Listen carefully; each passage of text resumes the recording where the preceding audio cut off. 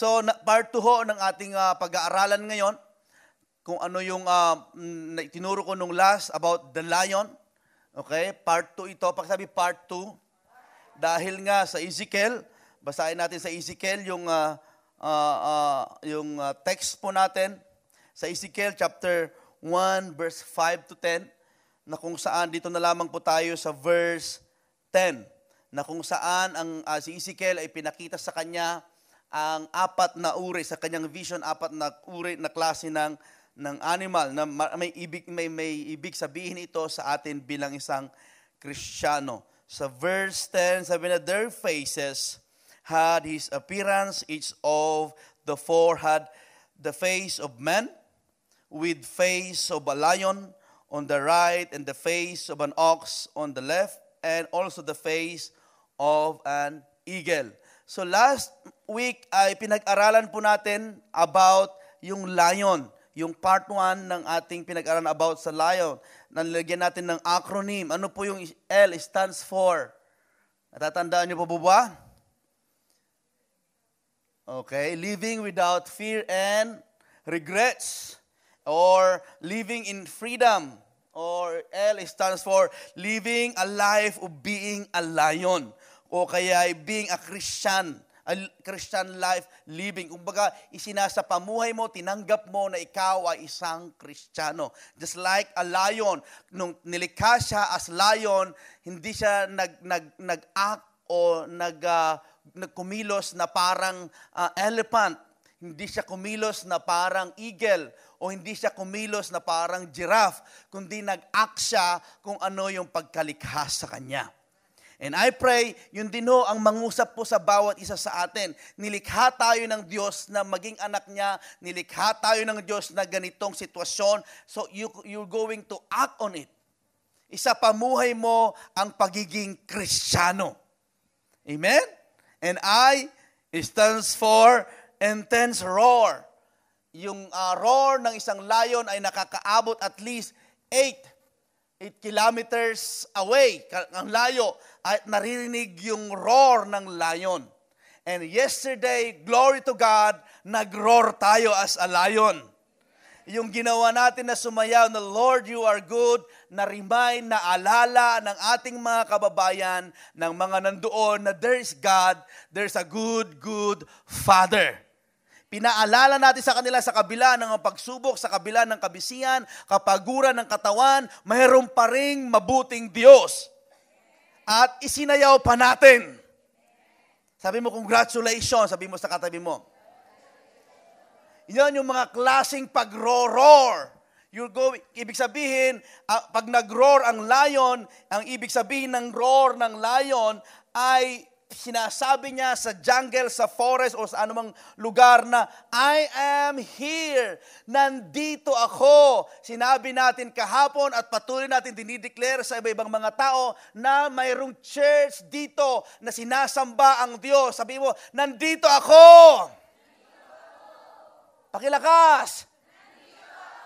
Yan, nandito tayo. Hello, I'm here. Nandito ako. Yan ang sinasabi ng leon.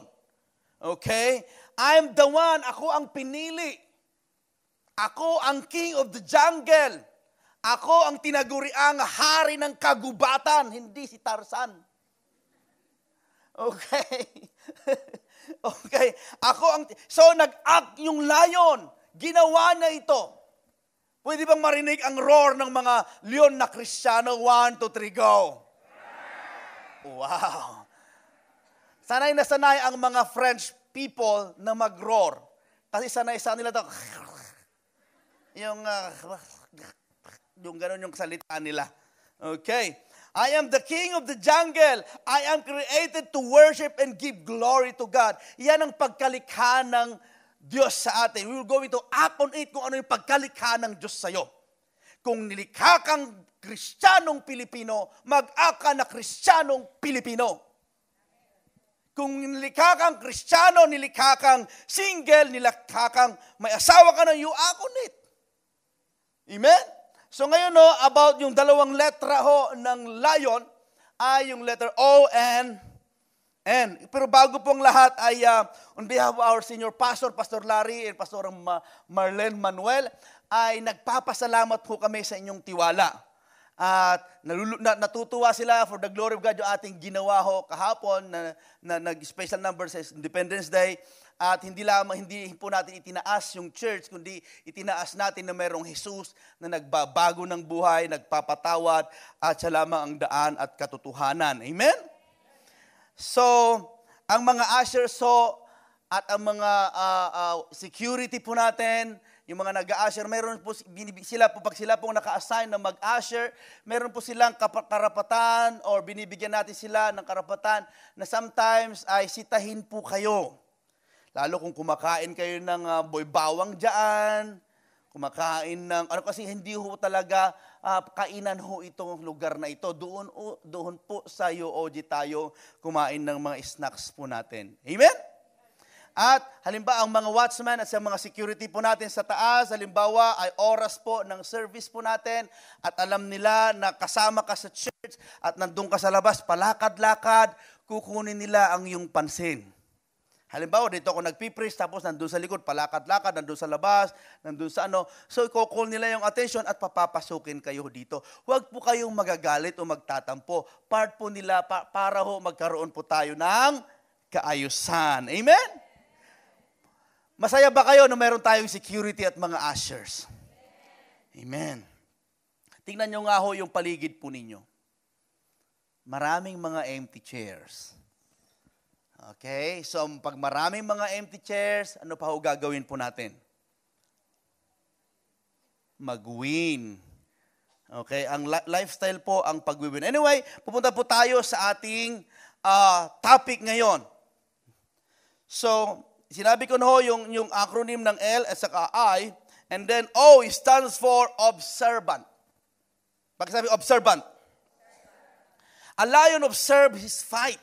Ang leon ho, hindi basta-basta ho umaatake yan. Sabi niya ho sa Nehemiah chapter 4 verse 14, after I looked things over, I stood up and said to the nobles, the officials, and the rest of the people, don't be afraid of them. Si Nehemiah po ang nagsasalita dyan. Remember of the Lord who is great and awesome, and fight for your families.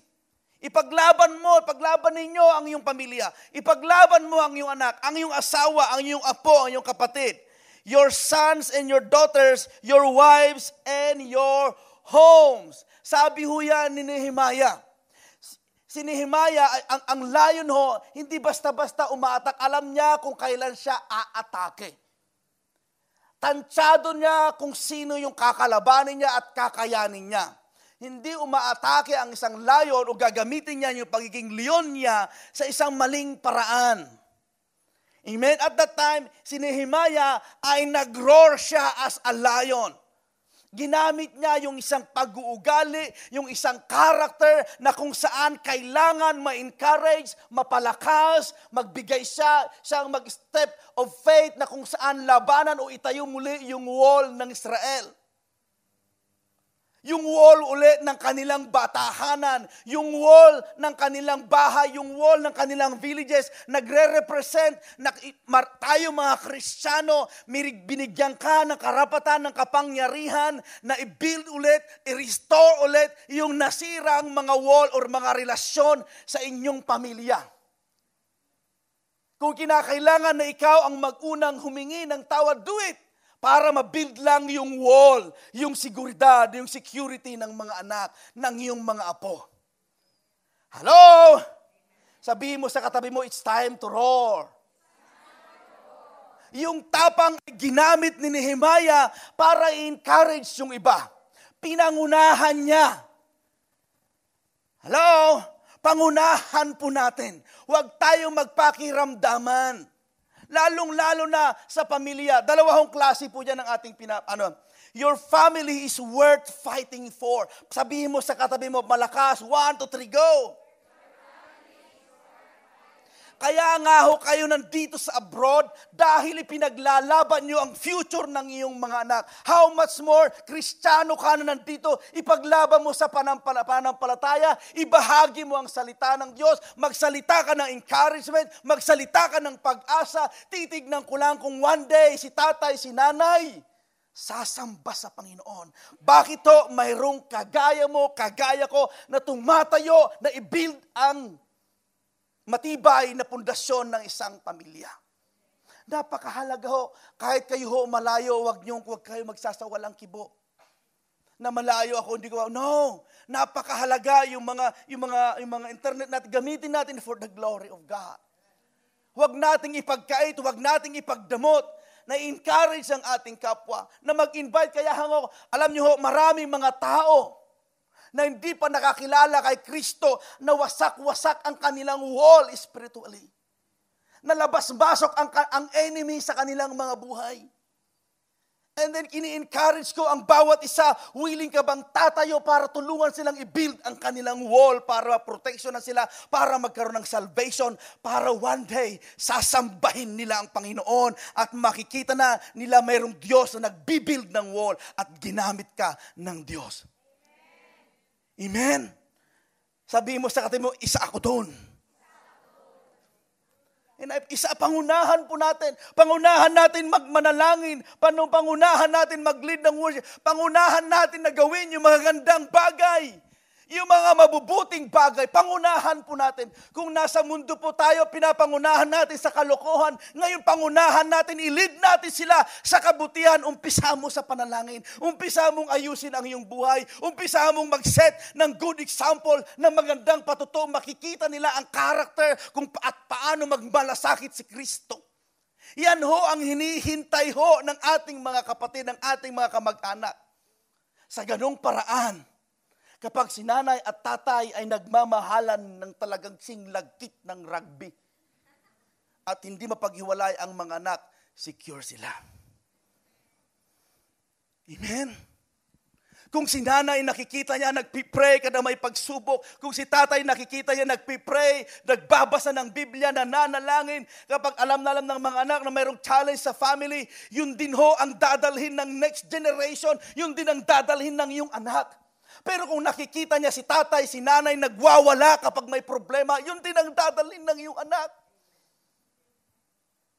And I pray, ito'y panawagan para tayo gumising lahat. Sabihin mo sa katabi mo, kapatid, gising!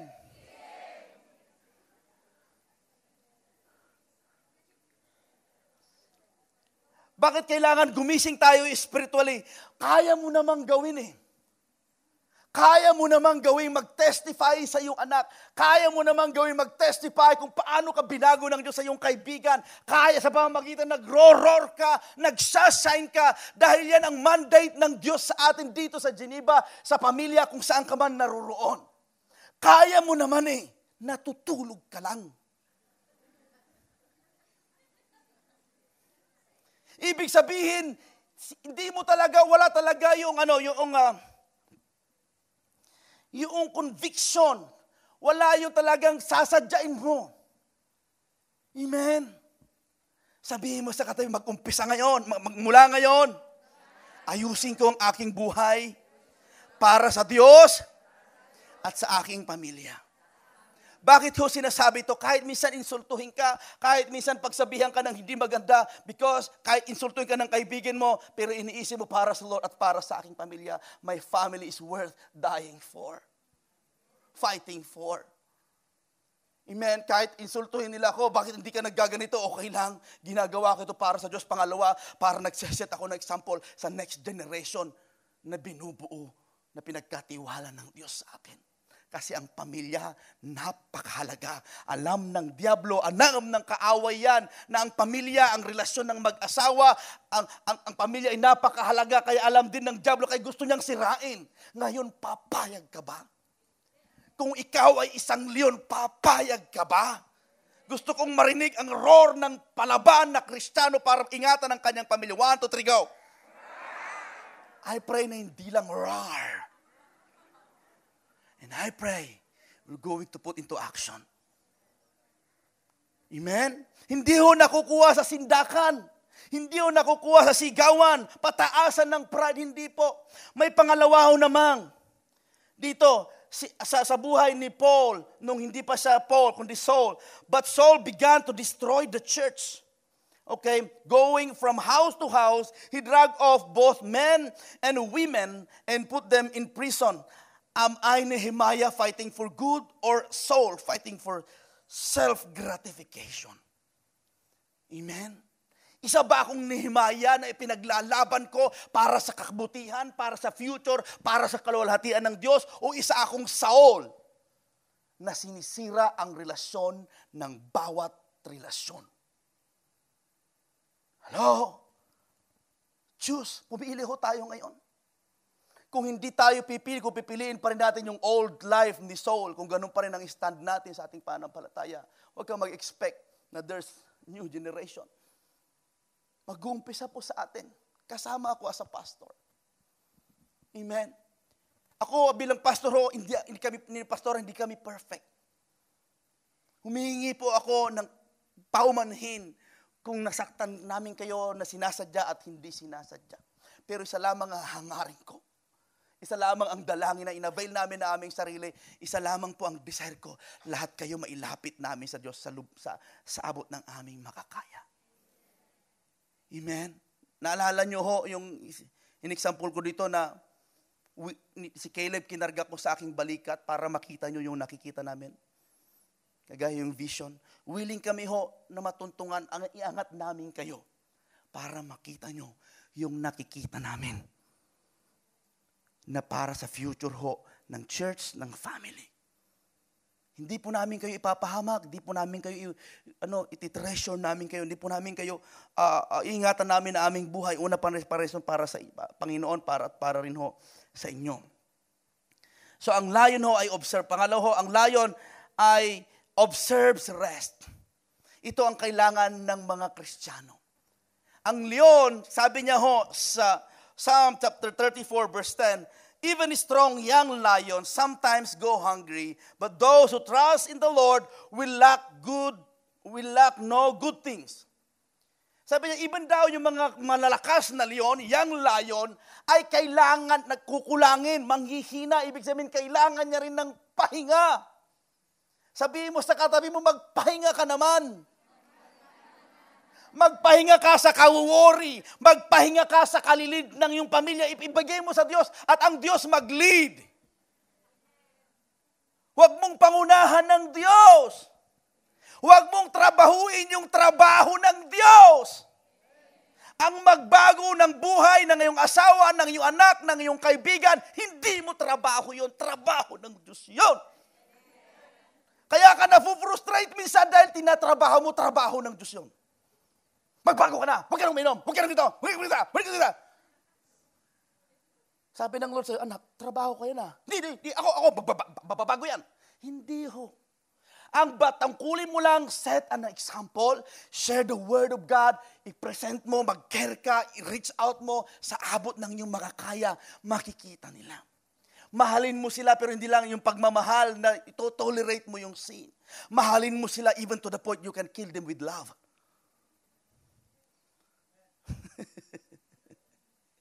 Mahal kita kapatid, kaya ko sabihin ito. Nasasaktan ako eh. Di ba? Kailangan minsan may marinig because you love them. Kasi yun lang ang paraan to protect them. Ganun ang aking ginagawa sa aking anak. Si Caleb, but I just only watch 20 minutes. Gusto kayo manood ng mahaba sa TV. Only 30 minutes. But why? Why? Tapos luluha siya. Pero hindi niya maintindihan sa ngayon. Kahit iiyak siya, para rin sa kanyang kabutihan. Tignan niyo, mas magaling na sa akin mag-French. Kung pinabayaan ko nanood ng TV yun, ng German, di German pa rin hanggang ngayon. So bakit ko sinasabi ito? May mga sitwasyon minsan na gagawin mo as father, as parents, na masasaktan mo sila. Kagaya yung paglayo po ninyo dito, nag-abroad, nasaktan sila doon. Am I right? Mami, nanay, ano ka na babalik?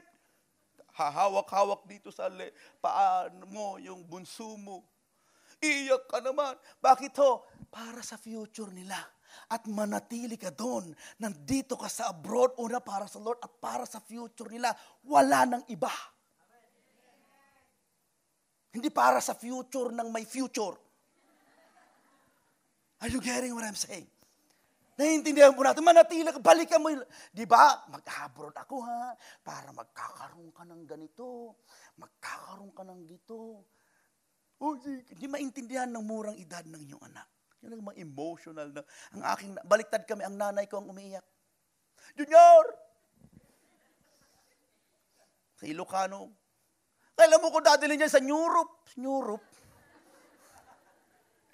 Sabi ko, bagong tali yata eh.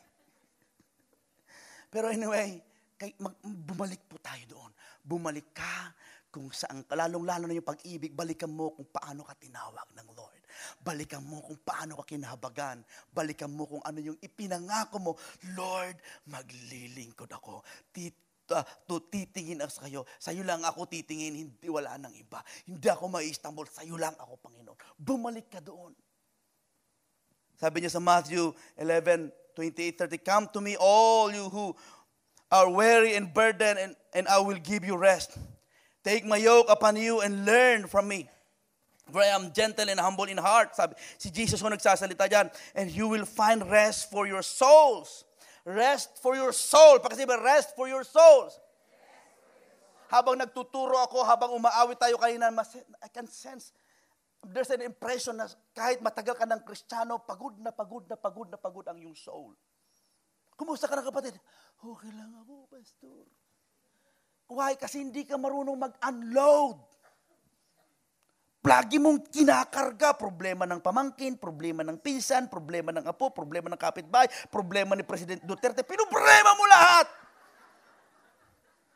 Problema ng church, pinoblema mo lahat. Kaya pagdating mo sa church, parang, hindi ka marunong, ibigay mo sa Panginoon.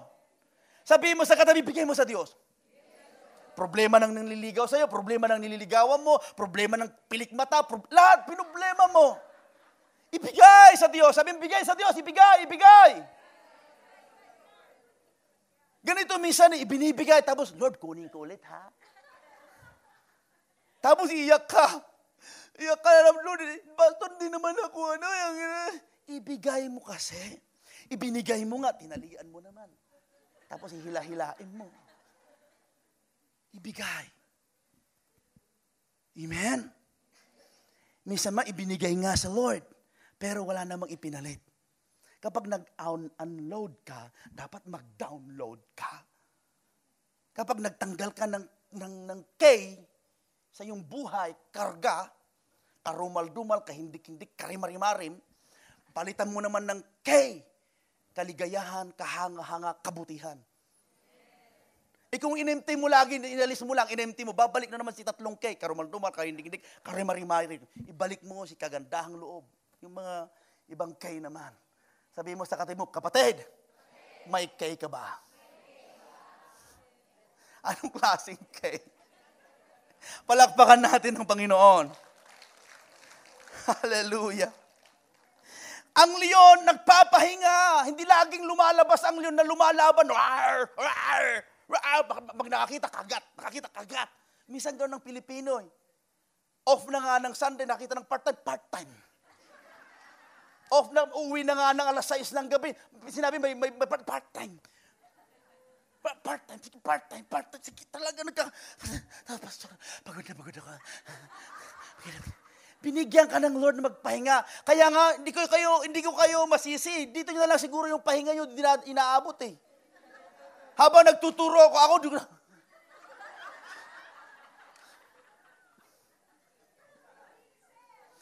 Hello!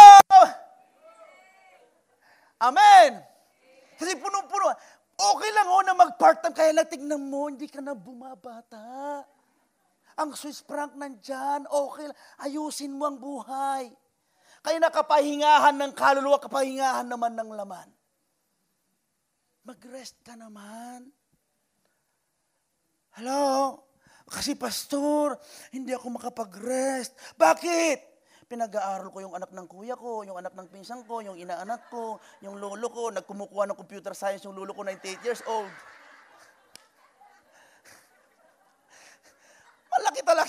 Malaki talagang problema.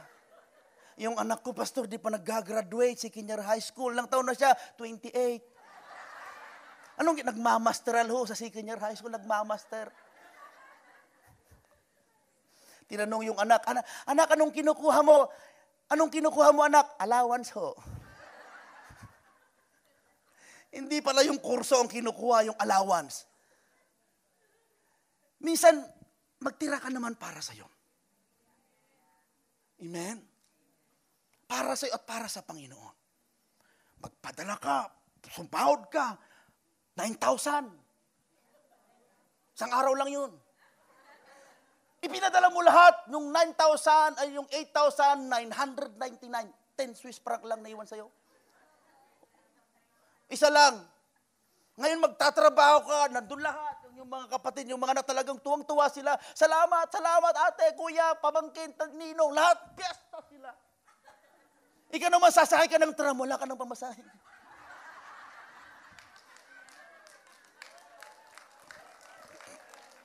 Hindi ho sa laki o sa liit ng sahod, nasa budgeting po yan. Alam niyo, minsan kaya hindi ka nakakapag-rest ng yung soul, kulang lagi sa budget.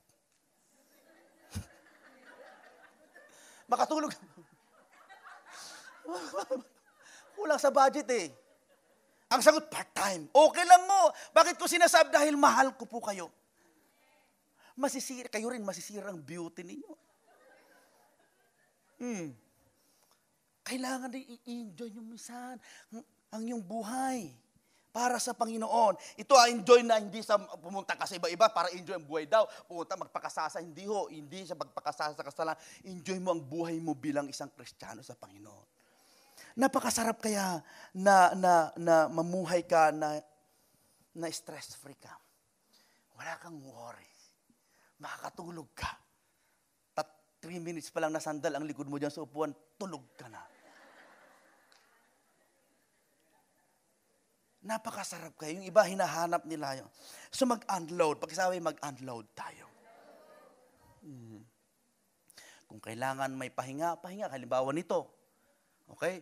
Halimbawa nito, after ng service, kailangan minsan lumanghap ng sariwang hangin. Nandun, magpidalo ka, magpidal-pidal ka doon. Sa gilid ng lake, kailangan mo minsan maglakad-lakad. Yung iba, pag turn ng service, nagmamadali. Saan ko punta? May part-time ako. Okay naman yung kaya lang minsan ini-stress. Ikaw gumagawa ng sarili mong stress eh. Di po ba? Ikaw minsan gumagawa ng sarili mong kabisihan eh. Okay naman ho, walang problema. Hindi ako against sa ganun. Kaya lang ikaw mismo gumagawa minsan. Minsan mag-post ka naman. Mag-post ka naman. At enjoyin mo muna yung katabi mo ngayon. Uminom kayo ng kape sa ilalim ng puno ng dyan. Kape, ang init-init kape? Ice cafe, uminom ka doon. Ay, ang ganda ng preaching ni pastor ngayon. Ano natutunan mo? Roar! Sabi nung kasama mo,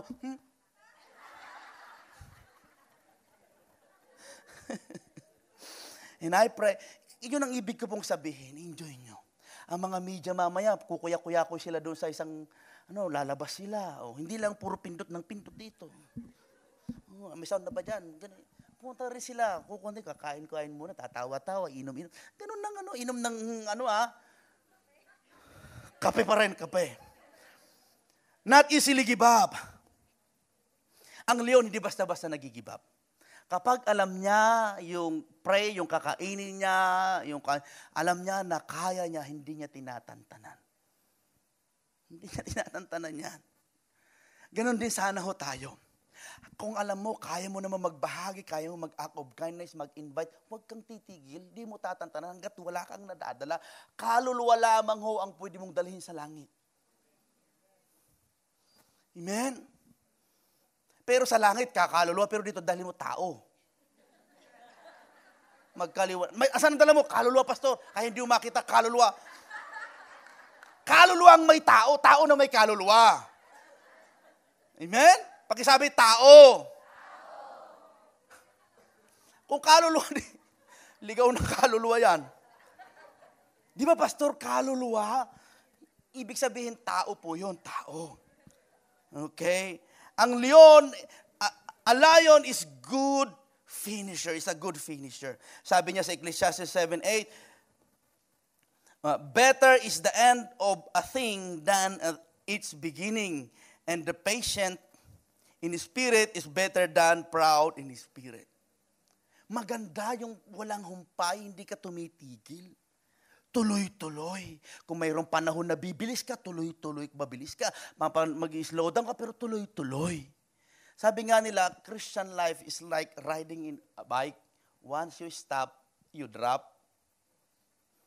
Di ba? Kapag nakasakay ng bisikleta, once na tumigil ka, ganon din ang Kristiyanong buhay. Once na tumigil ka matinanggay itong gawain, tumigil ka mag-pray, itinigil mo lahat yung mga Kristiyano na bahagi ng iyong buhay.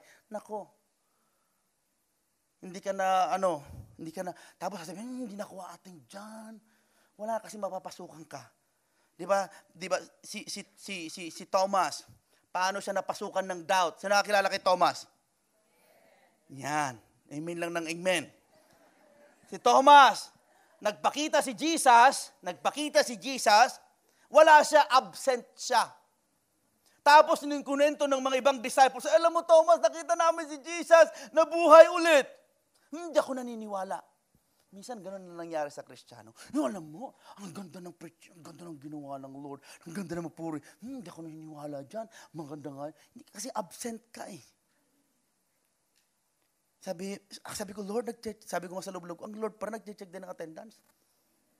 Pero maganda naman yon, kahit nagda-doubt ka, ang Diyos aabutin ka. Nagpakita ulit ang Diyos for the sake of Thomas. And I pray, lahat ng mga doubt natin, patutunayan ng Diyos na totoo siya. Patutunayan ng Diyos na mahal ka niya. Patutunayan ng Diyos na kaya kang alisin sa putik ng kasalanan, kapasakit, karamdaman. Patutunayan ng Diyos na palayain ka. Amen? Hindi si pastor ang magpapatunay, ang Diyos mismo. Ipoproof niya na totoo siya. Amen? Therefore, do not throw away your confidence, which has a great reward. Minsan wala na tayong ganang mabuhay. Wala nang ganang, matatapos ko kaya ito. Hanggang kailan, abutan pa kaya, hanggang tanong pa kaya, ang tagal ko na dito. Kapatid, wag mong itapon yung confidence mo, yung tapang mo. Tuloy-tuloy. Pagsabi tuloy-tuloy. Pagsabi tuloy-tuloy. Pagsabi tuloy-tuloy. Tuloy-tuloy, walang hintuan to, walang atrasan. Amen? And then, a lion never lowers his standard. Kapag leon siya, hindi niya nilo-lower, hindi niya binababa. Yung standard niya, kumikilos siya, hindi nagbabago, kaharap niya si elephant, kaharap niya si ox, kaharap niya kung sino, kahit nga tao, kaharap niya, lion pa rin siya. Hindi sa chameleon, na madikit lang sa green, green na rin siya. Madikit sa brown, brown na rin siya. Ang leon, leon siya. Amen? Madikit ka sa mga nagtatrabaho, sa iyong employer, sa iyong kaibigan sa labas, Kristiyano ka pa rin. Amen? Makita pa rin nila yung balahibo ng leon. Yung ugali ng isang Kristiyano. Hindi yung mapalapit ka dito, ganun din ang karakter mo. Dito mapaganon ka rin. Hindi ho. Pakisabi, hindi po ganon. Okay, a lion never lowers, hindi niya binababa, hindi siya nagko-compromise. So whoever knows the right thing to do and fails to do it, for him it is sin. Kung alam mong tamang gawin at di mo ginagawa, kasalanan din ho yun. Sabihin mo sa katibo, ganun pala yun. A lion never loses by default. He always show up and fight. Ang leon, kapag may labanan, hinaharap niya. Hindi sala sa nakakalungkot naman, natalo sa basketball. Bakit natalo kayo sa basketball? Hindi nag-show up.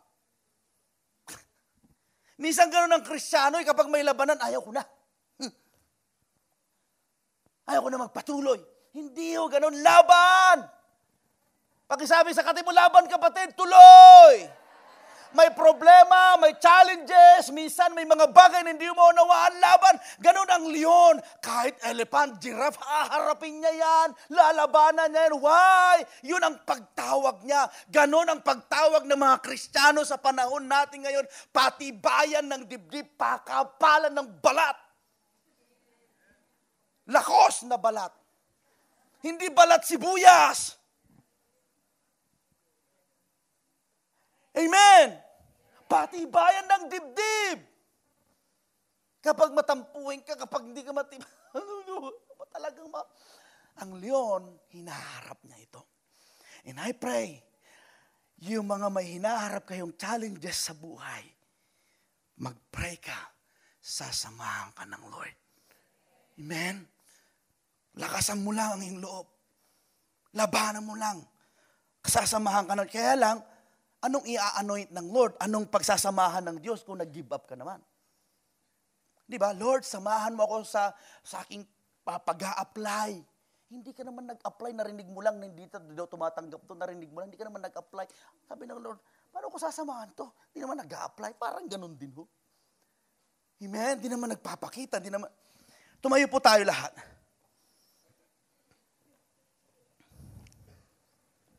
Oh, hallelujah, God. Awitin natin yung One Thing Remains. Siguro keyboard lang muna din. Kaya ganito po ang setup po ng ating sound system ngayon dahil ang mga kapatid nating Brazilian ay gagamitin nila. Ginamit nila before, gagamitin nila mamaya. Sabi niya sa Ephesians chapter 6, 10-20, ito ang kailangan natin ngayon. Finally, be strong in the Lord and in the strength of His might. Be strong in the Lord and in the strength of His might. Pagkasabi, be strong in the Lord. Magpakatatag kayo sa Diyos. Huwag mong kukunin ang lakas mo kay brother, kay sister, kay pastor sa church, sa Diyos. Amen? Kunin natin ang lakas natin sa Diyos sa paanong paraan, pastor, sa pagsamba, sa pag-awit, sa pagduduel, sa pag-worship sa Lord, sa pagbabasa ng Kanyang salita. I-strengthen mo ang iyong sarili. Huwag mong kukunin ang lakas mo kay tatay, kay nanay, kay leader. Kapag kinukuha mong lakas mo sa kanila, kapag sila bumagsak, bagsak ka rin. Pero kapag sa Diyos ka, kumukuha ng lakas kailanman, hindi ka maubusan ng lakas. Why? Ang Diyos mismo nag-i-encourage sa iyo. Amen? Pwede ba sa oras na ito, sambahin natin ang Diyos? At kailangan natin ito. Finally, be strong in the Lord and in the strength of His might. Put on the whole armor of God, that you may be able to stand against the schemes of the devil. For we do not wrestle against flesh and blood, but against the rulers, against the authorities, against the cosmic powers over the present darkness, against spiritual forces of evil in the heavenly places. Tignan nyo, may kalaban po tayo. Kalaban na paggising mo sa umaga, espiritu ng katamaran. Pati espiritu ng Facebook nandyan. Paggising mo sa umaga, spirit of discouragement, ang bigat-bigat, sakit ng baywang ko. Hindi mo, minsan nga, hindi mo maisipang mag-pray. Akala mo coincidence lang yon. Talaga ang kaaway, ang diablo, binibigatan ka. Kung hindi mo alam ito, ay matutulog na lang. Hindi na ako attend ng church. Pero pagtatayo ka, pinapalayas ko lahat ng kabigatan, pinapalayas ko lahat ng sama ng loob, lahat ng mga negative na nilagay sa akin. Lumabang ka, mag-roar ka as a lion. Huwag mong tanggapin na ganyan na lang. May labanan tayo spiritual. Espiritu, evil spirit ang kaawain po natin. Hindi ho tao. Minsan may mga tao na akala natin ay naging dahilan para tayo manghina. Pero kapatid, hindi rin niya alam yon para gamitin siya para ikaw ay manghina. Kung ikaw rin siguro ang nasa sapatos o nasa kalalagayan niya, baka ganun din ang gagawin mo. Ang ibig ko pong sabihin, palakasin natin ho ang ating buhay spiritual. Ito ang kailangan ho natin. Kahit pagtiwalaan ka man ng Diyos ng kayamanan dito sa mundo, kung spiritual na pamumuhay mo, napakalayo sa Diyos, empty ka pa rin. Bakit ko sinasabi ito? Alam na alam po ninyo.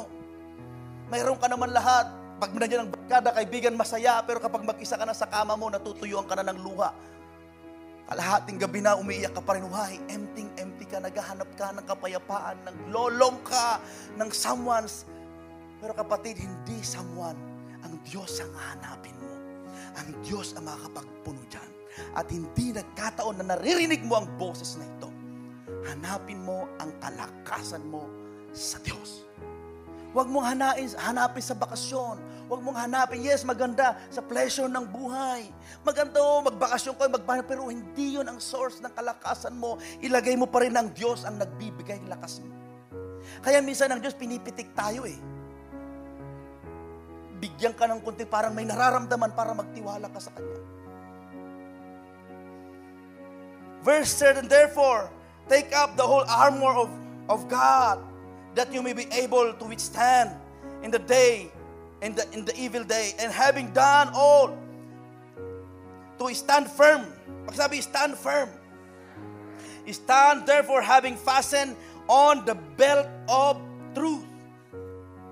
Kapag belt of truth, bigis ng katotohanan, diyan isinasabit ang sword, diyan ang nag-hold ang mga bagay na pwedeng bumagsak sa iyo. Kailangan may katotohanan ka lagi. Huwag kang magsisinungaling.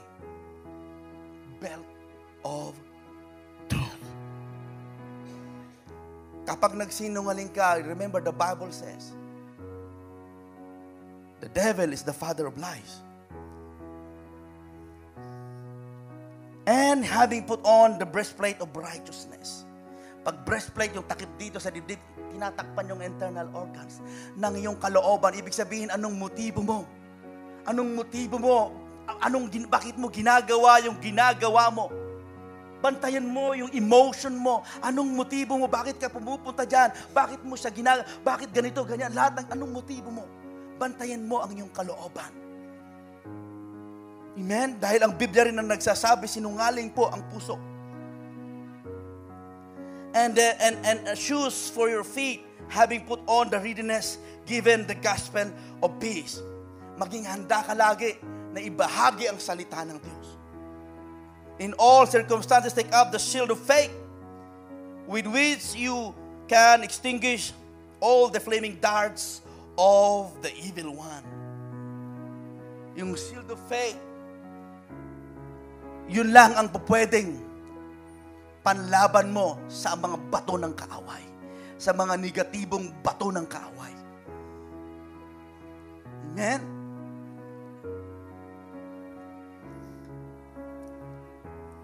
And take the helmet of salvation. Helmet of salvation. Wag lang, tandaan po natin, naligtas tayo, na-save tayo by faith sa pamagitan lamang ng grasya at habag ng Diyos. Huwag kang magmamalaki. Ang grace ay grace na iligtas ka at grace din na gawin na mag-say no. Okay? Enablement na kaklase ng grace. Nakakatayo ako dito dahil sa grasya ng Diyos. Iniligtas ako dahil sa grasya ng Diyos. Nakakatayo ka, nakakasay no ka, nababago ang iyong buhay mo because of the grace of God. And the sword of the Spirit, which is the Word of God. Huwag nating isawalang bahala ho. Basahin po natin ang salita ng Diyos. Yan po lang ang gamit, yan lang ang sinabi dito na pang-offense na laban. Pag mapapansin nyo ho dito, ijaan, walang takip sa likod. Walang takip ho sa likod. Ibig sabihin nung walang atrasan, huwag kang tatalikod sa laban ng inupisan ng Diyos sa iyo. Pag tatalikod ka, yan lang empty. Pwede kang tamaan ng kaaway. Amen? Pangalawa, kaya wala empty dyan dahil mayroon kang kapatid na katabi mo na magbabantay sa likod mo para hindi ka masira. Sabihin ko, magbabantay sa likod mo. Hindi para sirain ng kapwa mo, bantayin mo ang likod ng iyong kapatid. Proteksyonan mo siya. Mag-back to back kayo sa labanan. Oh, hallelujah. Pero you know what? Lahat ho ng mga armor na yon, ang sundalo ho, kahit bigyan siya ng machine gun, ng mga gandang, mga high-tech na weapon, kung hindi siya physically fit, wala ho. Hindi niya alam gamitin. Ganon din ho, kahit gaano ho magaganda ang lesson, preaching, teaching, from basic at saka mga preaching katuruan, kapag wala ka talagang desire ng pagtanggap spiritually, mahirapan kang i-apply. Gaano katalas man ang sword kung hindi mo alam gamitin ang sword, ikaw pa rin ang magiging biktima. Ang sword, kagamit-gamit yan kapag tama yung humawak.